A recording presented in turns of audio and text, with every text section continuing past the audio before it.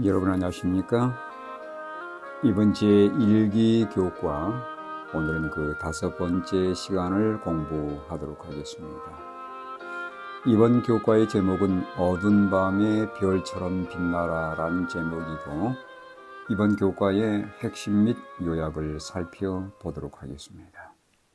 먼저 기억절입니다. 빌립보서 2장 14절과 15절의 말씀입니다. 모든 일을 원망과 시비가 없이 하라. 이는 너희가 흠이 없고 순전하여 어그러지고 거스르는 세대 가운데서 하나님의 흠 없는 자녀로 세상에서 그들 가운데 빛들로 나타내며 하나님께서 히브리인들에게 바라신 것은 순종이었습니다. 순종이 그들을 지혜와 지식이 있는 백성으로 서게 할 것이었습니다. 훗날 예수님은 자신을 가리켜 세상의 빛이라고 말씀하셨고 또한 우리를 가리켜 너희는 세상의 빛이라고 말씀하셨습니다. 우리가 빛이 되는 비결은 무엇일까요? 그것은 참빛이신 예수님과 긴밀한 관계를 통해서만 가능한 것입니다. 하늘의 빛과 능력은 예수님께 삶을 들여 온전히 순종하는 자들에게 주어지는 것입니다. 일요일 하나님이 하시는 일을 우리가 이룬다. 바울이 너희 구원을 이루라고 말한 것은 무슨 의미일까요? 빌립보서 2장 12절 13절의 말씀입니다. 항상 복종하여 두렵고 떨림으로 너희 구원을 이루라. 너희 안에서 행하시는 일은 하나님이시니 자기의 기쁘신 뜻을 위하여 너희에게 소원을 두고 행하게 하시나니. 순종과 겸손의 모본이신 예수님을 제시한 후 바울은 빌립보 성도들에게 눈을 돌립니다. 그들이 복음의 기별을 받은 후 주께 순종한 것을 확인하며 계속해서 순종할 것을 당부합니다. 그런데 두렵고 떨림으로 너희 구원을 이루라는 말씀은 무엇을 의미할까요? 바울은 여기에서 로마서와 다른 복음을 전하는 것이 결코 아닙니다. 성경은 구원은 오직 믿음으로라고 말씀합니다. 혹 나의 방식과 행함으로 구원받고자 하는 시도들을 경계할 것을 말씀하는 내용입니다. 우리의 높은 부르심 91쪽의 말씀입니다. 본문은 빌립보 2장 13절의 말씀을 의미합니다. 인간의 영혼의 구원에는 인간의 의지력을 신의 의지력에 굴복시키는 것이 필요하다는 것이다. 우리가 두렵고 떨림으로 구원을 이루어야 하는데 우리 의지가 과연 하나님의 의지에 굴복되어 있는지 이것을 살피라는 의미가 되겠습니다. 다음 성경 구절들은 구원에 대해서 무엇을 가르쳐주고 있습니까? 로마서 3장 24절 그리고 5장 8절, 에베소 2장 8절 10절의 말씀을 참고하시길 바랍니다. 이 말씀들의 공통적인 의미는 우리가 하나님의 은혜로 값없이 의롭다함을 얻게 되었고 믿음으로 구원을 얻게 되었다는 것을 말씀하는 내용들입니다. 구원은 분명 십자가로 주어진 하나님의 선물이며 우리는 그 구원을 믿음으로 받습니다. 그 믿음 자체도 하나님의 은혜이자 선물입니다. 따라서 인간의 어떤 공로나 행위로 구원을 받을 수 없는 것이죠. 성령의 감화 아래에서 저희는 선을 갈망하게 되고 십자가로 인도되며 죄를 깨닫고 회개하게 되고 결국은 거듭나게 되는 것입니다. 우리가 성령으로 거듭나고 하나님의 자녀가 될 때에 성령께서 하나님의 자녀로 살 수 있는 능력도 주셔서 순종의 삶을 살게 주시는 것이죠. 순종하지 않다는 것은 믿지 않고 있음을 증거하는 것입니다. 따라서 순종은 믿음의 열매라고 할 수 있는 것이죠. 그러나 우리가 유의할 것은 순종이 결국 구원을 얻게 하는 공로는 아니라는 것 기억하셔야 합니다. 월요일 어두운 세상의 빛. 바울은 모든 일을 원망과 시비가 없이 하라고 권합니다.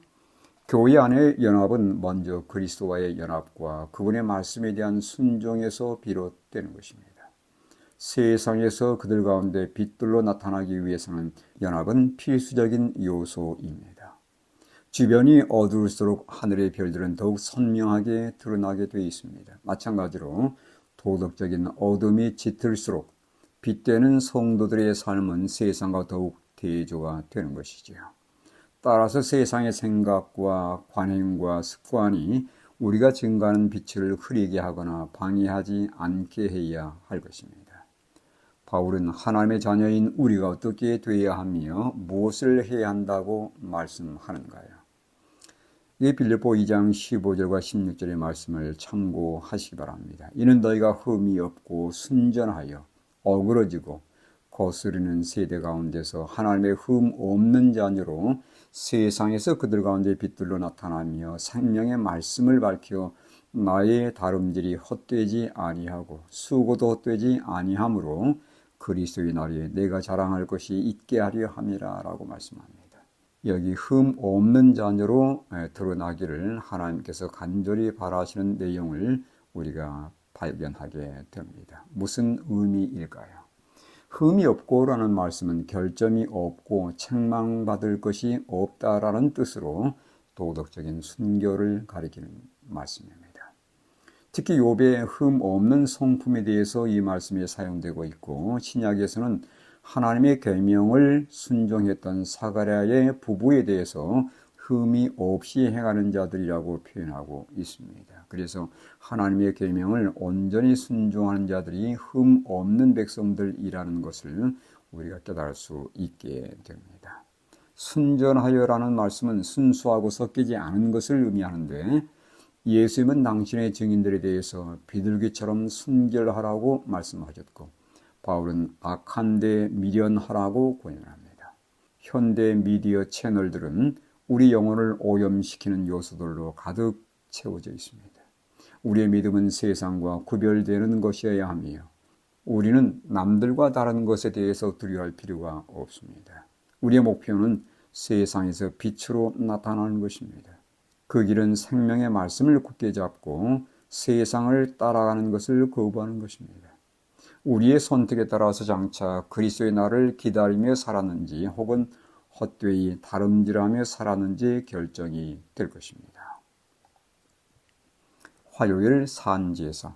바울은 다음의 구절들에서 무엇을 말하고 있습니까? 빌립보 2장 17절에 내가 나를 전제로 드릴지라도 라고 말씀하고 있고 디모데후서 4장 6절에는 전제와 같이 내가 벌써 부어지고 라고 말씀합니다. 또한 로마서 12장 1절에는 너희 몸을 하나님이 기뻐하시는 거룩한 산제사 즉 제물로 드리라고 말씀하고 있습니다.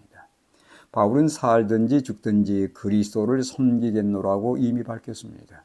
그런 자신을 전제로 드릴 것이라고 말하는데 전제란 기름과 포도주와 물 등 액체를 하나님께 제물로 부어드렸던 고대 제사 의식에서 유래한 것입니다. 전제는 매우 값비싼 나드 향유로 예수님 머리와 발에 부어드렸던 마리아를 생각나게 합니다. 물론 마리아의 행위는 전제는 아니었지만 그리스도의 무한한 희생과 함께 성도들의 희생 즉 산 제사 제물을 떠오르게 하는 행위였습니다. 바울은 자신이 당할 순교를 하나님께 드리는 전제로 여겼습니다. 구약 성경에서 전제는 희생 제물과 함께 드려졌던 것이죠. 그처럼 바울은 빌립보 신자들의 제물과 섬김과 함께 자신의 생명을 하나님께 드리기로 한 것입니다. 바울은 로마서에서 그것을 산제사 또는 산제물로 표현했습니다. 빌립보 신자들은 물론 초기 그리스도인들은 복음 전파에 정말 열심이었습니다. 그들은 집집마다 다니며 복음을 전파했고 자신의 집을 성경 공부 장소로 제공해 주었으며 자신들이 믿는 이유를 성경으로 제시할 수 있었습니다. 재림교의 선구자들도 그랬습니다. 이웃에게 복음을 전하는 이 일을 목사들에게만 맡기지 않았습니다. 성도들은 자신들의 믿음을 이웃들과 함께 나누고 성경을 가르치며 목사님이 돌아왔을 때 침례를 받을 수 있도록 사람들을 준비시켰던 것이죠. 그들의 헌신 이것이 곧 산 제사이자 산 제물로 드려지는 경험인 것입니다. 수요일 연단된 성품. 디모데는 빌립보서의 공동 발신자였습니다. 바울은 디모데가 자신의 동역자로서 얼마나 귀중한 존재인지 설명하기 시작합니다. 바울은 디모데를 복음 전도자로 마게도냐와 고린도에 여러 차례 파송했습니다. 디모데는 고린도에서 바울과 실라와 함께 일했고 에베소에서도 바울과 함께 동역했습니다. 따라서 디모데는 바울과 같은 마음을 품고 있다고 그렇게 성경은 말씀하고 있습니다. 디모데 역시 바울처럼 그리스도에 대한 헌신, 복음 전파를 위한 열정적 노력, 빌립보 교인들에 대한 관심을 보였던 것을 성경에서 우리에게 말씀해주고 있습니다. 바울이 디모데에 대해서 긍정적으로 길게 언급하는 이유는 무엇일까요? 네, 빌립보 2장 22절을 참고하시기 바랍니다. 디모데의 연단을 너희가 아나니 자식이 아버지에게 함같이 나와 함께 복음을 위하여 수고하였느니라. 바울은 디모데의 연단된 성품에 대해서 언급합니다. 연단된 성품을 가진 자란 시련을 통해 철저히 시험받은 사람, 성품과 봉사가 진실한 것으로 입증된 사람을 의미하는 것이죠. 바울은 디모데와 동역했기에 그의 이러한 특성들을 잘 알고 있었습니다. 삶의 역경을 통해 우리의 삶과 성품은 더욱 다듬어져서 그리스도의 성품을 반사하기 때문에 우리의 삶에 어떤 어려움과 역경이 오더라도 결코 하나님이 함께하지 않는 증거가 아니고 하나님께서 나를 특별히 사랑하셔서 연단하는 과정임을 여러분께서 기억하시기 바랍니다. 여기 교회정원 5권 344쪽도 이렇게 말씀합니다. 우리가 감당하도록 부름을 받은 모든 난관과 곤란을 잘 견딘다면 그리스도와 같은 품성을 개발하게 하고 그리스도인을 세상 사람과 구별하게 한다. 목요일입니다. 이런 자들을 존귀하게 여기라. 바울은 에바브로디도를 어떻게 묘사하고 있는지요? 빌립보 2장 25절로 26절 말씀을 참고하시 바랍니다. 그러나 에바브로디도를 너에게 보내는 것이 필요한 줄로 생각하노니 그는 나의 형제요 함께 수고하고 함께 군사된 자요 너희 사자로 내가 쓸 것을 돕는 자라. 그가 너희 무리를 간절히 사모하고 자기가 병든 것을 너희가 들은 줄을 알고 심히 근심한지라. 에바브로디도는 빌립보에서만 등장합니다. 그의 이름 에바브로디도, 이것은 아프로디테의 여신을 숭배했다는 것을 암시하는데 이 이름의 뜻을 보게 되면 이교적인 배경에서 회심한 사람이라는 것을 알 수 있게 되지요. 바울은 그를 함께 수고한 자, 즉 동역자라고 부르는데 빌립보에서 바울과 함께 일했음을 시사합니다. 함께 군사된 자라는 말은 에바브로디도가 복음 전파 과정에서 만난 갈등과 고난을 가리키는 것입니다. 그는 목숨을 걸고 복음을 위해 일한 자였습니다. 빌립보 교회로 보내는 편지의 전달자 역시 에바브로디도였습니다. 사도행적의 말씀을 참고하시기 바랍니다. 빌립보 교회가 파송한 사자인 에바브로디도는 감옥에 있는 바울을 섬기고 그의 다양한 필요를 돌보았습니다. 빌립보 교인들은 그들의 재물을 그에게 믿고 맡겼습니다. 이런 후원은 죄수들에게 정말 중요했는데 로마 죄수들은 음식, 의복, 침구와 모든 필요한 것을 가족과 친구들에게 의지했기 때문입니다. 빌립보 교회의 문제들 때문에 바울은 에바브로디도를 예정보다 빨리 돌려보내면서 빌립보 교인들에게 주 안에서 모든 기쁨으로 그를 영접하도록 권고합니다. 또한 에바브로디도와 같은 사람들을 존귀 여기라고 강조합니다. 그렇게 대해야 할 이유는 그가 예수님의 본을 따르는 희생 정신을 지녔기 때문이지요. 존귀라는 단어는 신약 성경에 오직 5번 등장하는데 백부장이 사랑하는 종, 그리고 잔치 자리에서 존귀하게 청함받은 자들, 보배로운 산돌이신 예수님, 거기에 2번 적용이 되죠. 그리고 에바브로디도에게 사용되었습니다. 이렇게 해서 5번 존귀라는 단어가 사용이 되는데 에바브로디도에게 이런 단어가 사용된 것은 그가 참으로 신실한 사람이었음을 의미하는 것입니다. 이번 주 교과의 결론을 보도록 하겠습니다. 바울은 빌립보 교인들에게 두렵고 떨림으로 너희 구원을 이루라고 권고합니다. 이 말은 너희 노력으로 구원을 얻으라는 의미가 결코 아닙니다.